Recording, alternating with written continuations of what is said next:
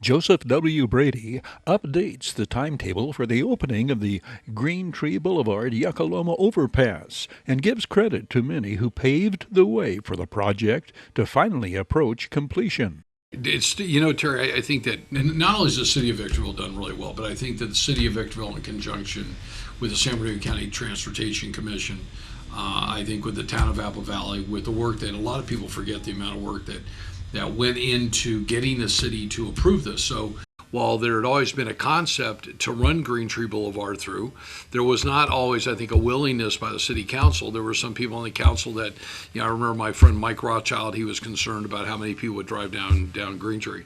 I remember vividly the amount of work that Ryan McCachran did when he was president of what they called Sandbag, which is now the County Transportation Authority. But he rallied. He worked the phones one weekend to get really magic because he wanted to be sure that he had the support from the council to do this, the willingness to do it.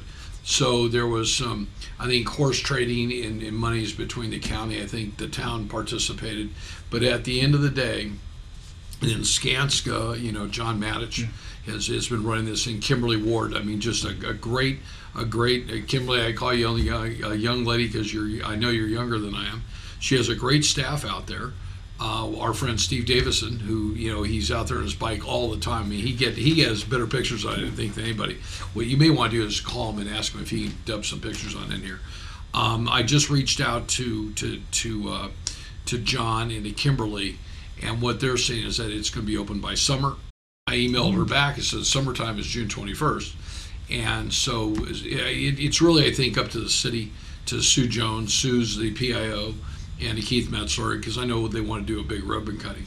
But if you do drive it now, you'll notice if you drive north on Ridgecrest that it moves over there past the Lakeview Estates, which is on the left-hand side, and where Chinquapin comes in from. So Chinquapin is the most westerly outlet in Spring Valley Lake. So that now is going to come out a little bit farther. They move the road on over, so they'll abandon that area. There'll be open space. They took out that area north of it, and they've torn that out. So when you turn left and you turn left to Uvere and go down, they've still got to do another at least lift of asphalt on both sides. So they'll wait and do that kind of at the end. They had to cut out some concrete, I know, at the intersection the other day. That big hill right there is owned by a lady by the name of Carmen Majors, who lives in Spring Valley Lake. So she's got a gorgeous property to develop, but probably about $3 million in dirt to get rid of. So hopefully, by summertime it'll open.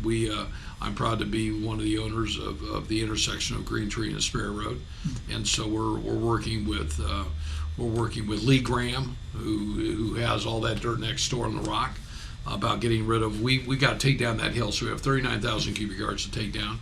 We'll end up with a 2-acre center there, where all that stuff, and then we end up with the 710s on the south side, and then we're hiring Dean Paradise and Rob Kilpatrick of David Evans and Associates to process a tentative map for probably 35 lots that will come down from Green Tree East, and we're hoping to probably do a joint venture with a well-known home builder here, somebody that we know and like a lot, and that will probably be somewhere probably 2026. So we want to establish how many cars are going to use Green Tree every day to be able to talk to the gas station users and the fast food. But I'm really excited. It's going to save a whole lot of time for people in Spring Valley Lake that want to go to Costco or go to High Desert Church over on that side of town, or to the Civic Center. I mean, it's actually really cool. So I take my hat off to our Mayor Deborah Jones and to the council for their foresight, and for the councils before. I mean, this is something that they've really looked at for a long time, and I'm just glad that we finally get a chance to do it. And I thank Kim Ward and John Matich and everybody at Skanska. I think it's been a great deal for everybody. And the sad part, I think, that we need to remember, 2 people lost their lives through this whole project. One was killed over on Aspera Road, and one was in the machinery that collapsed. So maybe the city will do something to memorialize those people. Maybe it's an idea that they can do something. So I'm excited. So thanks to everybody. Yeah.